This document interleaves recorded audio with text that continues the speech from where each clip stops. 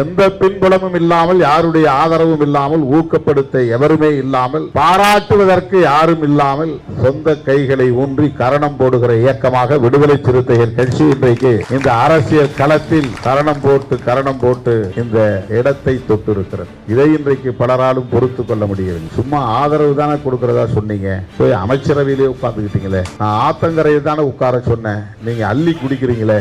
நான் மரத்து நிழல தானே உட்கார சொன்னேன், நீங்க பழம்பரிசி திங்குறீங்களே. நான் ஹோட்டல்ல வேலை செய்ய தானே சொன்னேன், நீங்க போய் அங்க காபி சாப்பிட்டு இருக்கீங்களே என்று கேள்வி கேட்பது போல் இருக்கிறது. திமுக தலைமையிலான கூட்டணியை தேர்தலுக்கு முன்னால் கட்டி காப்பாற்றியவன் திருமாவளவன். அடித்து சொல்லுவேன், நெஞ்சு உயர்த்தி சொல்லுவேன், தலை நிமிர்ந்து சொல்லுவேன்.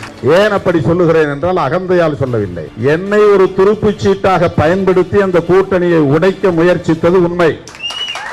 யாரும் மறுக்க முடியாது.